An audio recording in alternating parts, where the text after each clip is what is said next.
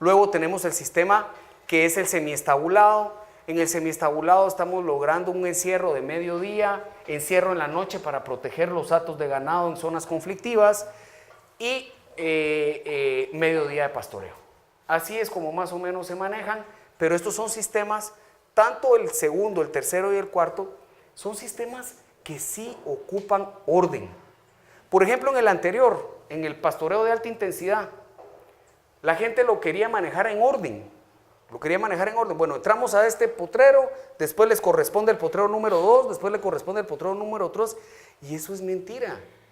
Eso es mentira, porque las pasturas no siempre crecen al mismo tiempo, no siempre crecen con la misma velocidad, porque aunque ustedes no lo crean, 1 metro cuadrado de suelo es diferente al siguiente metro cuadrado. Entonces uno, cuando va a sacar su lote al día siguiente, debe de buscar el potrero que esté de punto, para que el pasto no se pase. Así logramos mantener una calidad de pasto lo suficientemente buena a lo largo de todas las temporadas, ¿verdad? Tanto el segundo sistema, el tercero y el cuarto, se necesita de ganaderos, muchachos, que sean ganaderos tecnificados, ganaderos que estén implementando nuevas técnicas, nuevos manejos, que se estén preparando constantemente, que se estén capacitando constantemente. Eso lo llevan los 4 sistemas. En el cuarto sistema, que es el estabulado, tanto el tercero como el cuarto, miren, hay que llevar los costos, pero miren, milimétricos. Uno tiene que saber exactamente cuánto le cuesta a uno el pienso y tiene que saber exactamente cuánto está generando de carne el animal diario para saber si está siendo rentable la dieta o no. Como bien dijo Giovanni nuevamente, esas finalizaciones, hay diferentes programas. Las finalizaciones empiezan desde 60 días hasta 120 días. Hay diferentes programas de finalización con grano. Entonces aquí es donde uno tiene que medir la genética que está metiendo dentro de su corral, uno tiene que medir la dieta que está metiendo, una dieta balanceada, no puede ser una dieta muy elevada en proteína, porque entonces si es muy elevada en proteína y no tiene la suficiente energía, no van a tener la capacidad de devolver esa proteína a carne. Entonces son dietas que deben de ser balanceadas, siempre y cuando considerando qué materias primas tenemos cerca. Eso es bien importante. Si uno tiene una producción extensiva, quiere decir que tiene malos pastos. Si uno no le va a invertir nada, quiere decir que la genética también es pobre. Entonces, ¿qué hace uno? Le zafa los cojones a los muchachos, ¿verdad? Y entonces el animal capado lo que hace es que tiene más retención de grasa.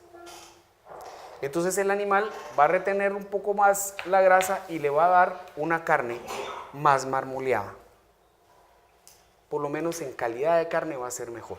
Su rendimiento va a ser bajo porque mala pastura, mala genética, el resultado definitivamente es pobre.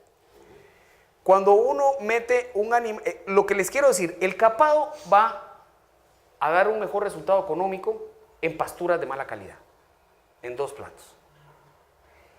En pasturas de mediana a buena calidad hay que dejarlo entero, porque el entero va a ganar más peso que el capado, siempre y cuando tenga una pastura regular a buena. Y eso hay que saber. Si yo tengo buena pastura, hay que dejarlo entero. Lo más que hago es que lo implanto. Yo en mi caso, yo lo implantaría con Ralgro, que esto, yo no sé si todavía hay Ralgro, pero es un implante natural a base del hongo de maíz, muy bueno. O sea, no es un implante hormonal, que eso es bien importante decirlo, ¿verdad? El entero siempre va a rendir más. Ahora, la calidad de la carne de un entero sí va a depender de su encaste. Porque el Indicus entero va a tener muy buen rendimiento canal, pero la carne es dura. La carne es dura porque genéticamente el animal genera carne dura. El capado con buena calidad de pasto te va a dar un buen rendimiento canal, te va a dar mejor calidad de carne, pero el entero te va a dar más rendimiento canal. La novía genera mejor marmoleo. Lo que pasa es que la novía no les gusta engordarla a los productores, la novía de descarta no les gusta porque su levantamiento de peso es más lento. Y el comercializador llega siempre a pagar una babosada porque te va a rendir menos, pero la calidad, la carne es más suave.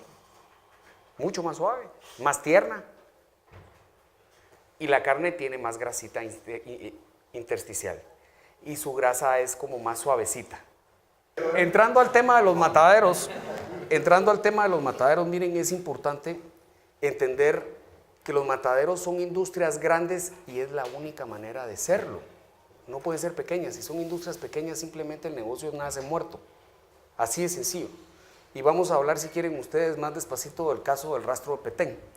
Pero los mataderos hay dos. Está el matadero TIF, tipo Inspección Federal, le llaman los mexicanos, pero es el matadero que tiene todas las certificaciones para exportar y para trabajar localmente. Estos son verdaderamente empresas con altas inversiones. Y están los rastros, que me parece que aquí me pasé, el rastro municipal. Sí, aquí está. El rastro municipal, miren, el rastro municipal tiene el gran problema que automáticamente, creo que está abajo, automáticamente se vuelve economía informal. Eso tiene varias desventajas. La primera, como hablábamos desde el principio, lo fiscal, no pagan un centavo de impuestos, porque además son mataderos municipales. No tienen ninguna inspección veterinaria, lo cual los convierte, señores, en un atentado para la salud humana, porque esa es la verdad, ¿verdad? Y el tercero es que ahí sacrifican ganado y hueveado, dirían los, perdónenme la expresión, pero es la verdad. Entonces ellos sacrifican todo. Eso lo que hace es que no se lleve un control de la matanza de ningún tipo. Entonces ahí matan de todo. No hay trazabilidad. Y eso es grave para la industria cárnica. La primera, en las poquísimas veces que hemos tenido alguna relación con el MAGA, yo les digo que el primer paso para que avance en su modernidad la industria cárnica es cerrar todos los rastros municipales. El rastro municipal es verdaderamente una ancla en la industria cárnica y es un ancla verdaderamente muy pesada que evita que podamos seguir para adelante. O sea, pueden haber mataderitos chiquitos. Miren, hay mataderos, en Estados Unidos hay mataderos que van en un camión, en un tráiler, pero llevan todas las de ley. El animal que sacrifican, inclusive ellos van a una finca, llegan a la finca, le sacrifican el animal con todas las reglas del caso, con su inspección veterinaria, porque regularmente el que lo procesa es un veterinario, con su inspección veterinaria y entrega la res y el ganadero solo paga su servicio. Así de sencillo. O sea, hay maneras de hacer las cosas bien. En los rastros municipales es terrible, muchacha, de verdad las condiciones son lamentables. Por ejemplo, una de las cosas, desangran en el suelo. Eso es terrible. Por eso es que la carne de pueblo es más roja, porque no lo desangraron bien. Además sacrifican al animal y le meten una puya en la nuca y le fallan, entonces le zampan como 4 pullones, lo matan a pellizcos, ¿verdad? Entonces realmente es terrible. La carne sale llena de adrenalina. Inclusive muchos mataderos TIF no tienen sala de oreo y eso es gravísimo, porque en la sala de oreo la canal ustedes ven que se está moviendo todavía, ahí tiene que ir destilando, tienen que empezar a entrar a frío para que la canal, la carne, les va a parecer risorio lo que les voy a decir, pero que la carne se relaje,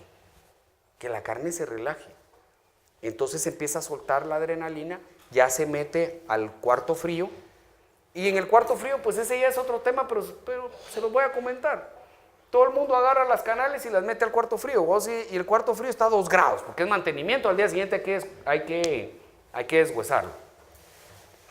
Cuando ustedes meten a los chills de 2 grados, claro, si es un matadero que mata 100, 150 reses diarias, no es palpable, pero un matadero que mata 3,000 reses diarias, meten al chill, el chill está a menos 20 grados bajo cero.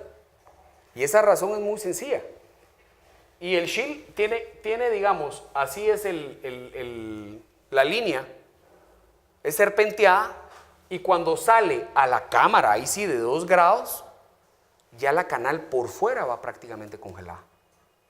¿Y eso qué es? ¿En serio? Exactamente. Entonces eso pasa.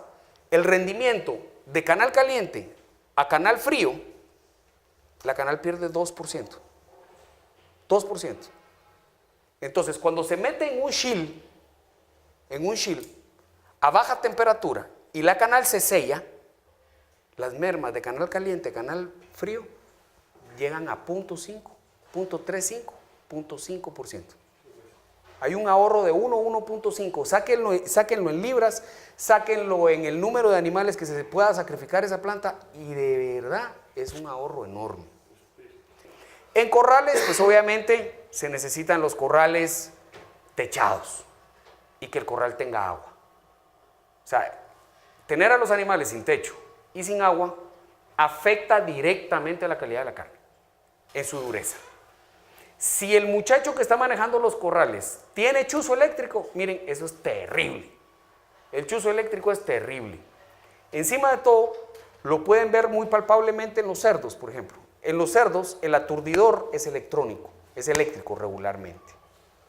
Entonces, donde le pegan, si no tiene la carga suficiente, le tienen que dejar pegado el chuzo eléctrico, o sea, hasta que el animalito se queda tilinte, entonces lo pasan. En ese momento, o si tiene al revés, si tiene demasiada carga y la descarga es muy fuerte, causa el mismo efecto. Le rompe las caderas. Le rompe las caderas y le causa hematomas en todo el jamón, que es de lo más valioso. Después nos vamos a la playa de Matanza. En la playa de Matanza, pues obviamente está lo que es la trampa, ¿verdad? El aturdidor y la trampa. Estos van de la mano. Entonces, donde el animal entra a la trampa tiene que estar inclinada. El animal no está así quieto, sino que el animal está nervioso. De ahí viene el lingador. El lingador muchas veces es un polipasto. Es un polipasto, obviamente tiene que ser electrónico para darle rapidez a la línea. Entonces se linga de una pata, se sube. Después viene, aquí no es descarnadora, ojo, aquí es descornadora. La descarnadora es otro tema. La descarnadora es para las pieles en las tenerías, y donde se descarna la piel es para dejar el cuero lo más limpio posible, y ese descarnado es lo que usan de materia prima para todas las gelatinas. Las gelatinas que nos comemos es a base de ese descarnado. Entonces, la descornadora se quita el cuerno. Después de la descornadora, pues ya, digamos, se linga el animal, se le da chorro, desangra. Ese momento es muy importante que desangre bien el animal. Después de que se desangra, se baja la cabeza. Se pela el cuero de la cara, se mete el cuchillo y ahí se separa la cabeza de la columna vertebral. Ahí debe de morir el animal. En ese momento muere. Ya se le quita la cabeza, ya la cabeza se va a la inspección veterinaria. Tienen que inspeccionar ganglios de las mejillas, ganglios de la garganta y de la lengua. Ahí se van a inspeccionar. Se descorna. Si ustedes no amarran el ano, se contamina la canal. Tienen que amarrar el esófago. El esófago, ¿verdad? Que eso es después de que das chorro, amarras esófago, descornas. Y entonces, donde va caminando, vas quitando cuero del pecho. Quitando cuero del pecho y cuero de manos. La plataforma de las partes altas es donde uno va a trabajar la parte trasera. Ahí es donde se amarra el ano, con una bolsa, se amarra el ano. Y se baja el cuero de las piernas. Se baja. No se quita completamente, solo se baja, ¿verdad? Para que queden colgando, digamos, mechones de cuero. ¿Sí? Después ya se va a la descueradora. Descueradoras, hay un montón de tipos de descueradora, pero la descueradora con cadena se amarran esas puntas, digamos las puntas de las patas y de las manos, y a la descueradora jala el cuero y se va. El cuero se va enterito, ¿verdad? Después de la descueradora está la sierra de pecho, que la sierra de pecho separa el esternón, ¿verdad? Empieza a cortar del lado del costillar, corta el esternón. Después está la sierra de canal. Bueno, en el momento que se quita, que se corta la sierra de pecho, ya ahí llega el desvicerero. El desvisador hace un corte arriba con el filo, digamos hacia abajo, porque está lejos del rumen ahí. Cuando él va a tocar el rumen, cambia de posición el cuchillo, mete la mano y saca el filo hacia él. Por eso es que el desviscerador debe de tener chaleco. Entonces él ya se trae el corte viendo hacia él. ¿Por qué razón? Porque si se lleva el rumen contamina la canal. Se jodió todo. Por eso ese cambio, ese proceso de cambio de filo en el desviscerado es de vital importancia. ¿Verdad? Luego de la sierra de canal, ya pasa a la pesa en canal. En las plantas donde se le paga la calidad al productor, ahí es donde está parado el calificador de canales. Ahí el calificador de canales decide si se le va a bonificar o no se le va a bonificar, y si se le va a bonificar, qué grado de bonificación hay. De ahí hay un precio estándar y después se va para abajo. Ya son los castigos que puedan haber, porque ahí el calificador ve a grandes rasgos más o menos cuánto va a rendir esa canal al deshuese. Ahí ve a grandes rasgos si esa canal tiene el suficiente marmoleo, si ese animal no trae tanta grasa perimetral. Esos son los criterios que debe utilizar el calificador para ver si bonifica o no bonifica el productor. Están lógicamente los rieles a lo largo de toda la planta para llevar la línea. Aquí está interesante, miren, deshuese. Ahí bandas transportadoras. Es importantísimo las bandas transportadoras para poder hacer ese proceso tan tedioso, poderlo hacer bien. Como ustedes se dieron cuenta, deshuesar la parte trasera es lo más fácil, porque básicamente es una línea de hueso y se acabó. El cuarto delantero es complicado. Entonces en el cuarto delantero, en Guatemala, ustedes ven a los deshuesadores, ¿verdad?, que agarran un cuarto delantero, ¡pum!, y lo meten en la mesa, ¿o no? Y ahí empiezan a deshuesar, ¿va? Eso tiene varias implicaciones. La primera es que es un proceso muy tedioso. Tiene que ser gente muy capacitada, tiene que ser gente experta realmente para deshuesar, ¿verdad? Tiene que conocer hacia dónde va cada tiro de cuchillo. Se tardan bastante. Entonces es un sistema bastante caro, porque hay que especializar a la gente. Entonces, si una planta cuenta con 5 deshuesadores, cuando se le va uno, el jefe de producción llora, vamos. Esa es la verdad. Entonces, aquí lo que se utiliza, sierras de despostado. Entonces pasa la canal grande, se hace un corte, pasa la sierra, ¡rum!, y sale la mano, ¡ran!, con la paleta. Otro corte, ¡rum!, y se une el espinazo. Y entonces ya sale el costillar. Ya sea que el costillar lo vayamos a querer transformar en algo con hueso, o simplemente se deshuesa y va para carne, para choc, ¿verdad? Pero entonces ahí no ocupamos deshuesadores tan capacitados, porque ahí van deshuesando pieza por pieza, ya no es tan difícil deshuesarlas. Y el corte trasero pues ya se va y se deshuesa, ¿verdad? Pero la idea es simplificar el deshuese del corte delantero. Esa es realmente la idea. Es el cuello de botella. Ese es el cuello de botella, ¿verdad? De ahí el rendering. El rendering es vital, porque sin rendering, ¿qué hacemos con el hueso? Sin rendering, ¿qué hacemos con las vísceras, digamos, que nos puedan salir, con la sangre y con una serie de cosas? El rendering es realmente un horno enorme con un molino, ¿verdad? Y se hornea el subproducto, se pasa por el molino y se genera la materia prima, que es harina de carne y hueso. Esa harina de carne y hueso es una materia prima interesante para los concentrados, que hoy por hoy está prohibida en los rumiantes porque consideran que es así como nace el prión de la vaca loca, ¿verdad? Entonces, de ahí el resto de la maquinaria va a depender hacia dónde quieran dirigir sus esfuerzos en los negocios paralelos que pueda tener la planta como tal. Dentro de los negocios más comunes a los que las plantas, digamos, se tiran, tenerías obviamente, ¿va? Fábricas de marinados que después del deshuese, ahí empiezan inyecciones, ¿verdad? Ahí empiezan, si no son inyecciones, pues entonces son masajeados nada más. Yo les puedo poner, ahí lo tengo adelante, pero se los voy a decir de una vez, el ejemplo de un marinado ¿Conocen la rachera? ¿Saben qué es la rachera? Es la entraña. La entraña es el diafragma, ¿va? Entonces, es el diafragma y la falda. Y la falda. Tienen las mismas condiciones las carnes. Por eso el diafragma es el delgadito y el otro es como triangular, digamos la falda, que es lo que se le llama colocho de viuda, pues, ¿verdad? Esos eran cortes que no eran apreciados. Entonces, el carnicero, y duro. Entonces, el carnicero se lo llevaba a la gran diabla para venderlo en México. Ahí nacieron las arracheras. Entonces, se le ocurrió a un industrializador agarrar la entraña, agarrar el colocho de viuda y meterlo en una masajeadora. Y en esa masajeadora se le meten condimentos, se le mete agua, se le meten una serie de situaciones y fosfatos, porque el fosfato suaviza.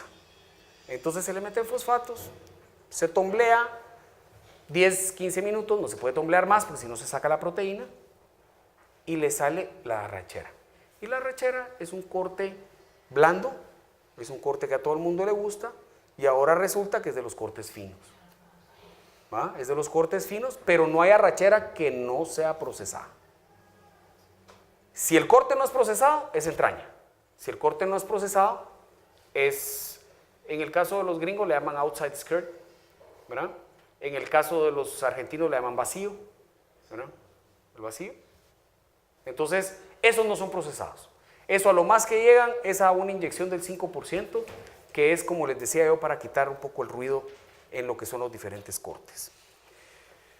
De ahí tenemos pues las fábricas de embutidos, hacer salchicha, hacer jamones, hacer madurados probablemente, torta de carne. La torta de carne es donde la mayor parte de mataderos emigra a la torta de carne porque es la cosa más fácil supuestamente. Miren, y esto es todavía más difícil. Los cálculos biliares llegan a pagarlos hasta $20 el gramo de cálculo biliar. ¿Y para qué? El cálculo biliar no se sabe a ciencia cierta. Y si ustedes se meten, porque digamos, el suero fetal bovino tiene la parte medicinal, pero resulta que ahora tiene una parte cosmética y por eso está subiendo su demanda y por eso se eleva ¿cómo se llama? Los precios, obviamente. Entonces, y el suero fetal bovino lo que vas haciendo es que lo vas filtrando y lo vas filtrando y lo vas filtrando. Es el proceso que le hacen los gringos y los alemanes y los judíos, que son los reyes del manejo del suero fetal bovino, que está dirigido hacia lo que es, digamos, medicinal, digamos, y cosmético, ¿verdad? Pero en el caso de los cálculos, créanme que el que maneja cálculos es un tabú. Nadie sabe. Nadie sabe. Algunos dicen que se utiliza de semilla para la perla que se hace en las ostras cultivadas. No me lo crean, solo les puedo decir rumores. Nadie sabe a ciencia cierta, otros dicen que los chinos lo usan como afrodisíaco. Hay un sinfín de situaciones. Si no maneja esos números, les recomiendo que no lo haga. Con todo esto, ahí van a ver lo que implican esas inversiones. Bueno, aquí vamos a considerar 8.10 el precio con IVA, ¿sí? El precio del flete lo vamos a considerar en 2.500. El costo de servicio de la matanza, 80 quetzales. Entonces aquí, por favor, ganaderos, vean el ojo industrial. Olvídense que son productores de ganado y ahora se van a dedicar a matar ganado. Eso es lo que yo quiero que vean. ¿Ok? Entonces, ¿cuáles son las condicionantes de este ejercicio? Va. Precios a considerar de la venta, precio del cuero. Esto es porque es animal macho.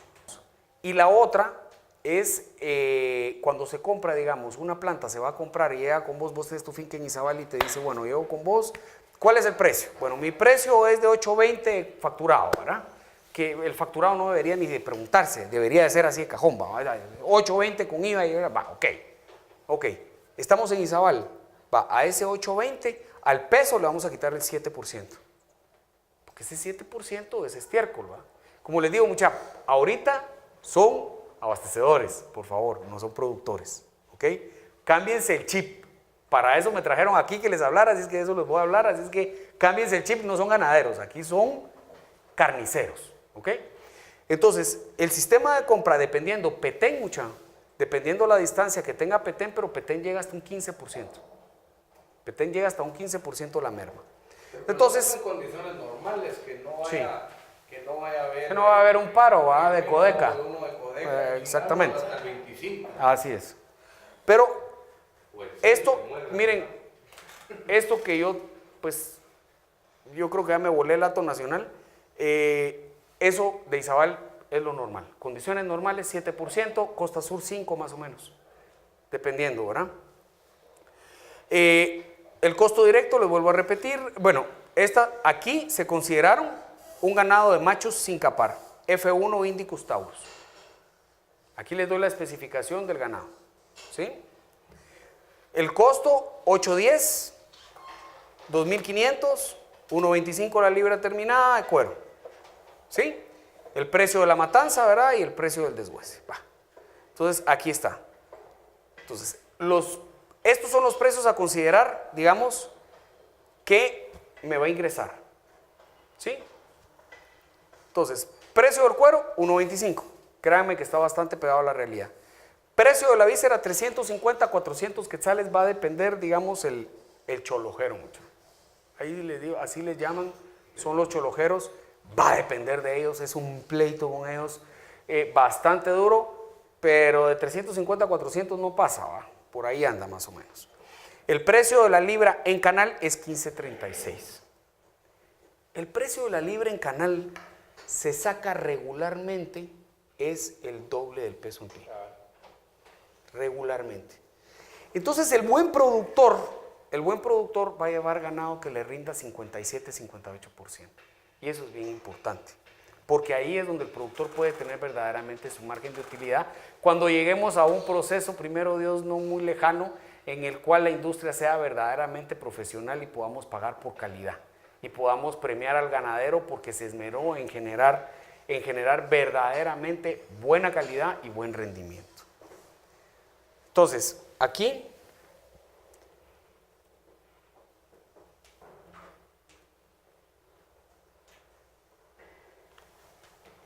el precio de los cortes finos, 25.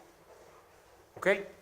Miren, hay que considerar que una canal va a tener alrededor del 51-52% de cortes industriales y va a tener alrededor, el resto va a 48-49% de cortes finos. Y ustedes se preguntarán cómo va a ser posible si están los lomos en el delantero, está el cuarto trasero, sí, pero también están los camotes, está el marranito, está la costilla, que implica un buen porcentaje, ¿verdad? La costilla es, por ejemplo, miren, ustedes quieren comerse la costilla de un animal indicus, si no la cocinan previamente, usen una olla de presión, van a tener que ir al dentista inmediatamente, ¿verdad? En cambio, si ustedes se comen una costilla, que es el famoso asado de tira, de un animal bien engordado, altamente encastado de Taurus, la costilla es exquisita. Es carne que está pegada al hueso y es deliciosa y no hay que precocinarla ni nada, se va a la parrilla de una vez, se va al horno, se despega el hueso solito, es verdaderamente un corte fino que en Guatemala no lo logramos sacar. Debería de ser un corte fino, el costillar completo debería de ser un corte fino. Entonces aquí está el peso finca, aquí está el precio sin IVA, aquí está el costo del ganado, aquí está el costo del flete sin IVA, aquí está el costo de la matanza sin IVA, aquí están las reses que son 16. Total del costo de la matanza, total de los costos directos.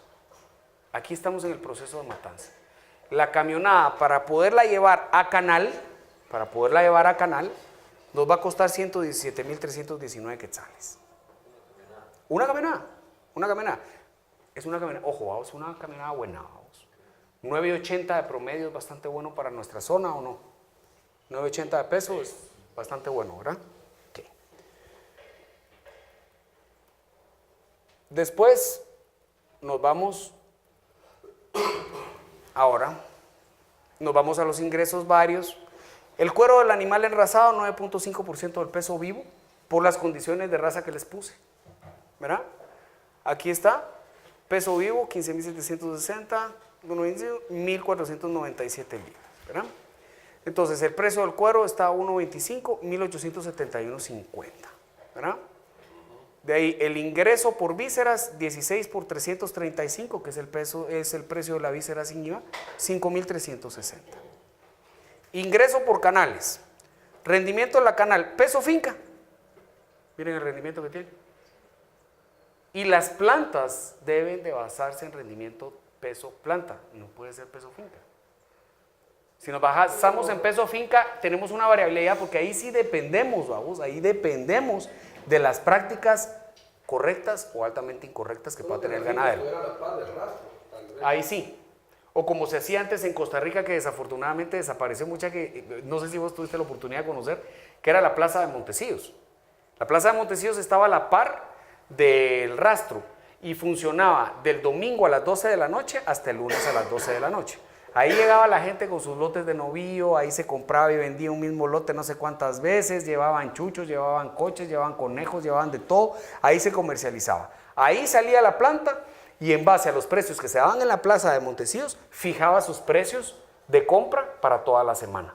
Era un termómetro bastante ajustado, era una bolsa de valores. Inclusive ellos llegaban ahí, miraban lotes y de una vez los compraban y ahí pasaban de una vez al matadero, ¿verdad?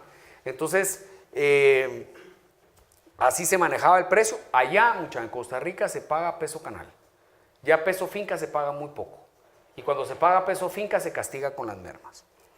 Entonces, aquí vamos a tener 8.195.20 libras en canal. En canal. El rendimiento peso planta, miren, 55.60. Este lote puede estar, este es un buen rendimiento, sin embargo pudiera estar hasta 56.5, 57, porque es un buen lote en base a los datos que yo les di, ¿verdad? Entonces, el precio, al final, por nuestra venta en canales, vamos a tener 118.502.59. El total de ingresos de la matanza, 125.734.09. Miren lo que ganan en esa camioneta. 8.000 quetzales. El rastro, aquí, te puedo decir que lo ganó el abastecedor. Aquí te estoy poniendo un caso de un abastecedor. El abastecedor pagó su servicio de matanza. ¿Sí? Pero ponete que para el rastro, pues el rastro lo que se va a ganar es probablemente... Claro, pero digamos que fue el rastro que te lo compró. Bueno, si vale 80 pesos el servicio de matanza por animal, al rastro le va a costar 40. Vas a tener 40 pesos más por 16. ¿Verdad? Entonces, esto es lo que yo quiero que ustedes vean. Miren, eso implica cambiar carro cada 2 años, eso implica desvelos, eso implica madrugadas, eso implica llevar canales a los mercados, eso implica que cuando llega uno a cobrar a los 8 días, porque ahí sí hay que dar crédito, el carnicero ya se fue o vendió la carnicería y ya no le pagaron a uno su canal. Miren, la vida del abastecedor es compleja, es bien compleja. No es fácil, déjenme decírselos que no es fácil. Yo en algún momento de mi vida quise ser abastecedor y dije, esto no es para mí. Entonces, el proceso económico al deshuese. Ya tienen ustedes el proceso matanza, ahí vendieron en canal. Ahora resulta que vamos a vender deshuesado, vamos a vender empacado, ¿verdad? Va. Entonces, aquí vamos a tener un rendimiento al deshuese del 79%. ¿Sí? ¿Por qué el 79%? Porque aquí va incluido, dentro de la carne va incluido el recorte. El trimming. Sí, dentro de este rendimiento va el trimming. Hay gente que no lo mente y eso es un error. El trimming es carne. El trimming es carne, pues, o sea, y se tiene que vender como tal. Entonces, las canales están 6.741 libras de carne deshuesada. Corte industrial, 3.437.94. Cortes finos, 6.741.05 por el 49. Merma, 1.5%, 127.98 libras. Y de ahí va a salir hueso, pita, cebo, 1.664.64 libras. La pita son los tendones gruesos. El rastro tiene que pagar al contado su ganado. Al rastro no le dan crédito. Y el rastro tiene que vender con créditos a veces hasta de 30 días, porque si no, no vende. Entonces, encima todo el riesgo de no pago se lo lleva el rastro. Entonces, si el rastro no tiene un volumen, si el matadero, perdón, no tiene un volumen lo suficientemente interesante para vender sus subproductos, por ejemplo, esa operación nace muerta. Y eso precisamente pasó precisamente en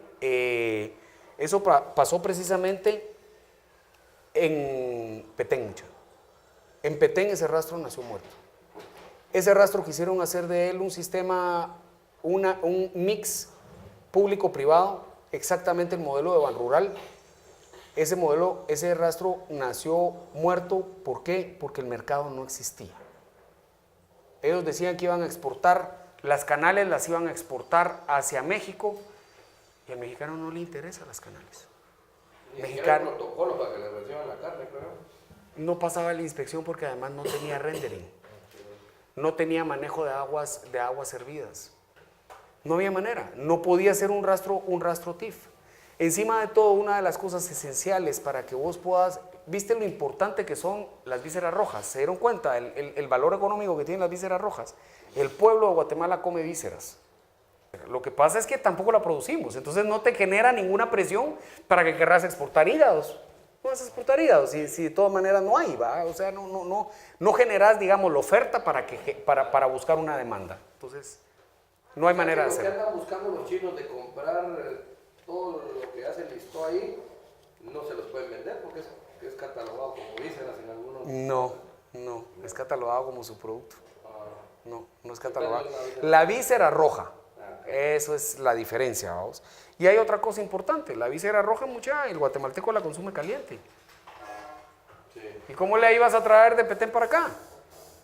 Entonces los cholojeros no lo querían comprar. Compraban el cholojo de allá, de Petén. Pero no, ¿cómo hacían para traerla a Guatemala? Hay maneras de calentar la víscera después de estar fría y todo, pues, pero su durabilidad es mucho menor, tiene un sinfín de implicaciones.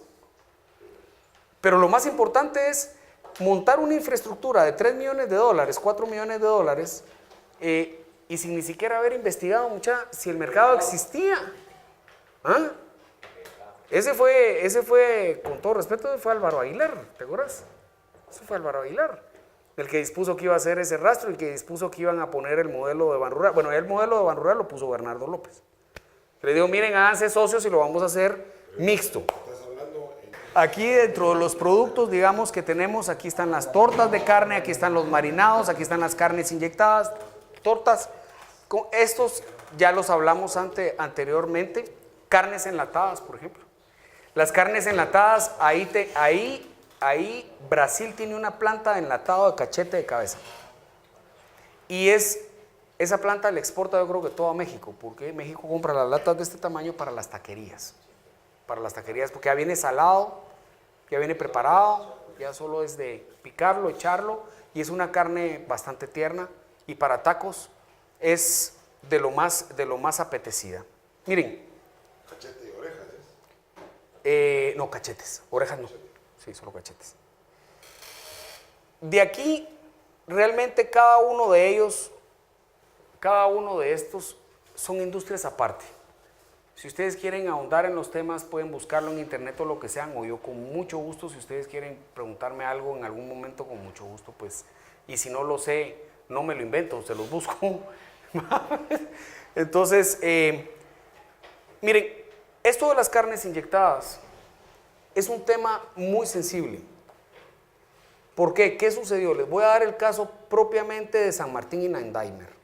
¿Algunos han oído o escuchado de ese nombre? San Martín y Nandaimer es la planta de sacrificio de reses más grande de Centroamérica, está en Nicaragua. Esa planta vino a Guatemala y nos vino a ofrecer carne a todos los que comercializábamos carne.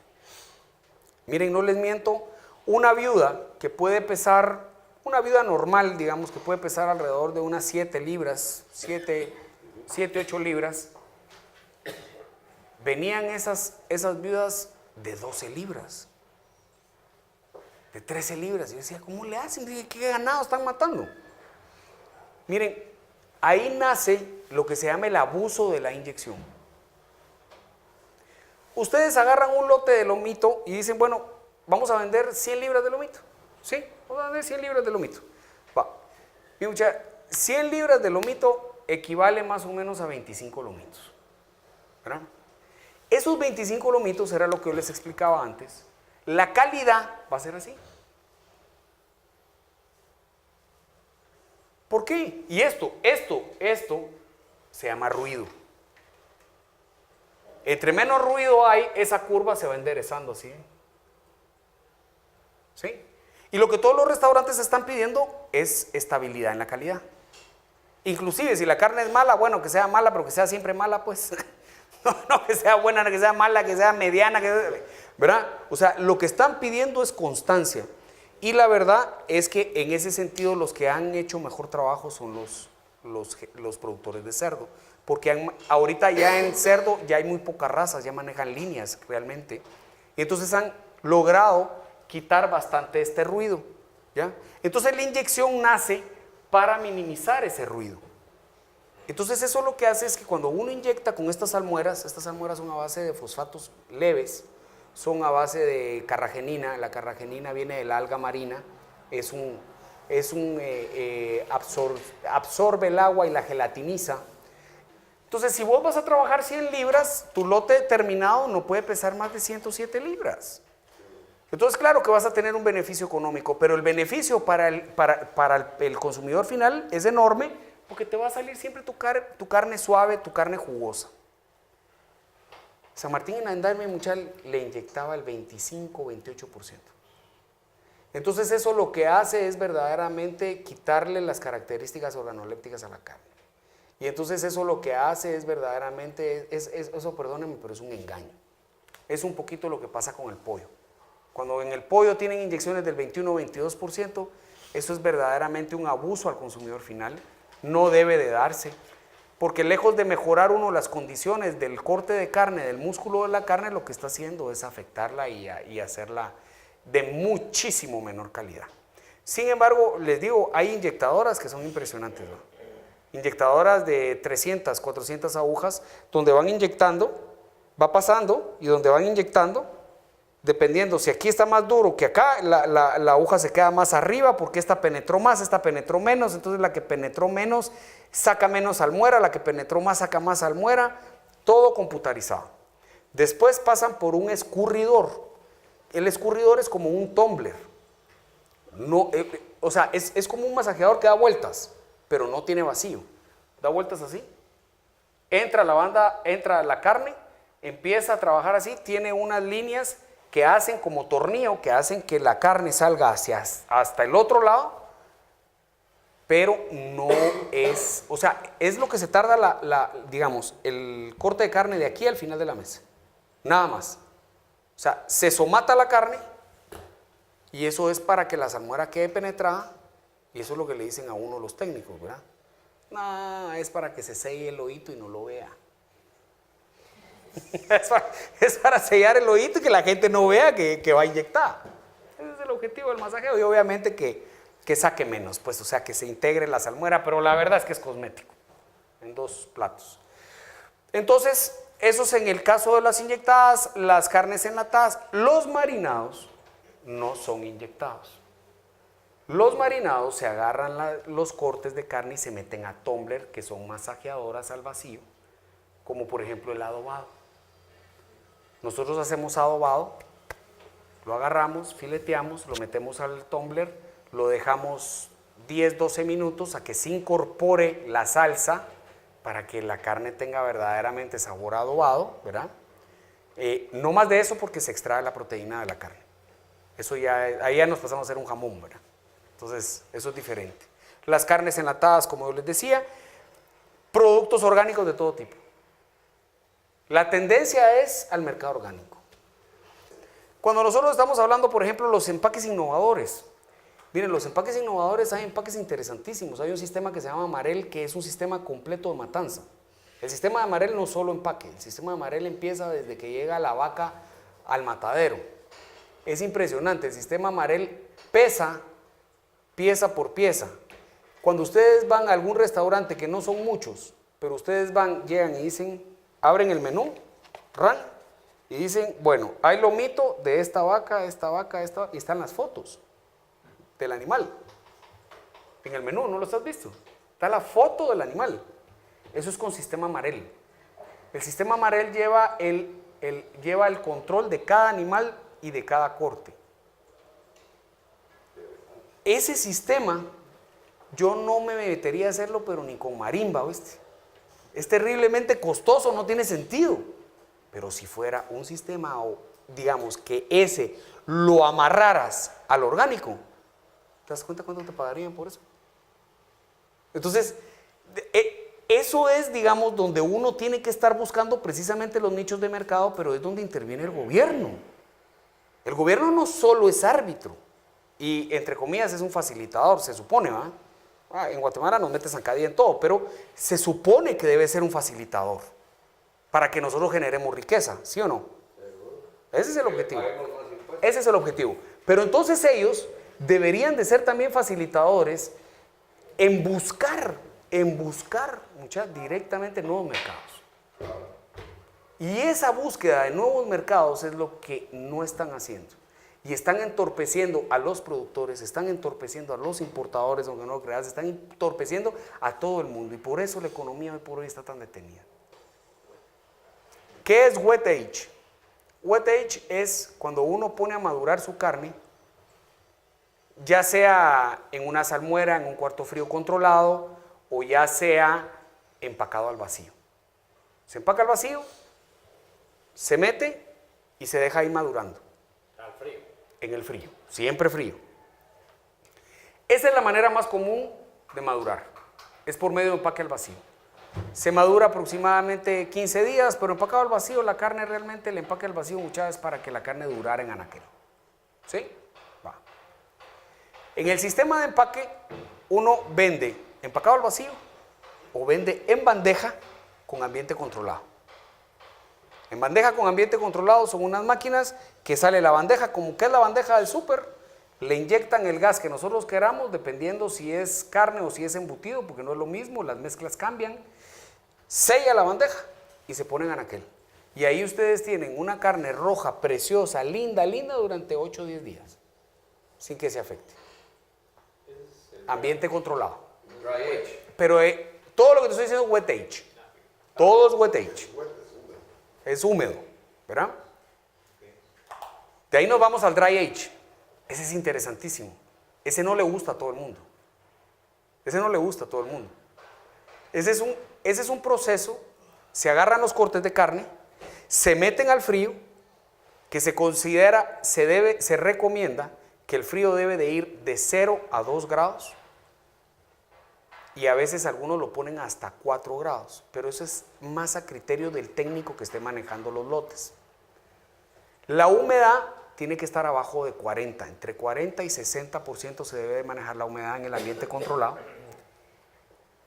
Ustedes agarran, meten su lote, dependiendo, pues hay cuartos fríos enormes y todo dependiendo, pero si lo quieren hacer en un restaurante, agarran su refrigerador, lo cierran y no lo abren hasta una semana después.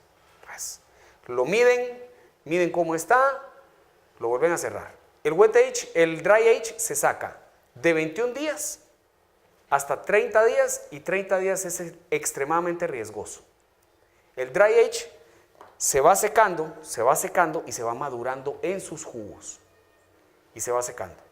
Uno saca la pieza, quita la costra, corta y no le sale jugo, muchachos. No sale jugo. Ya se secó, ya no sirve. No. Lo que se te secó es el contorno.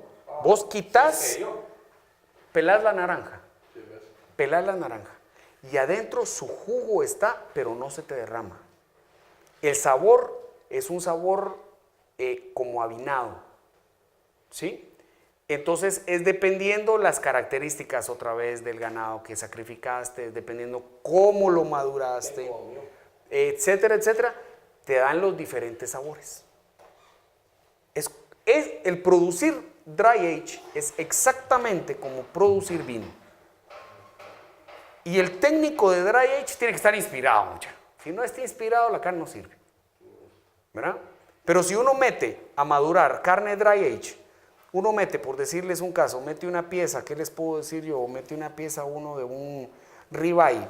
La pieza del ribeye que mete uno puede estar pesando, digamos que unas 14 libras, son animales muy grandes, 14, 16 libras, y ya de dry age puesto en el plato podemos sacar unas 9 libras, 9 libras máximo. Pero como 25%. Más, casi 30, 35, porque tenés que irlo pelando. Y entonces ya después vas cortando, ¿no? Así lo hacen los restaurantes, así lo hace el Capital, así lo hacen varias cadenas de restaurantes americanas, que un bistec te cuesta $100, $150, vamos. Entonces, pero es carne suave, es carne con un... Esa carne tiene buque, esa carne tiene buque. Entonces es la famosa carne dry age. En Estados Unidos se ha peleado siempre porque consumamos la carne de grano. De hecho, la carne de grano es muy barata. Ahora prueben y pregunten, vuélvanse importadores y pregunten por la grass-fed y ahí me cuentan. Cuesta casi el doble. Para que vos puedas madurar wet age o dry age, tu origen debe de ser controlado, debe de ser bastante inocuo, para que le puedas sacar más días de maduración a la carne y le puedas exprimir más calidad a la carne. Menos si lo pasas en la carnicería de gancho. Dios guarde que te matan, con el cuchillo te matan la mosca, así, ¡pac! Y ahí te cortan, ¿va? Esas carnicerías de barrio son impresionantes porque de una vaca sacan como 18 o 20 libras de lomito, ¿vamos?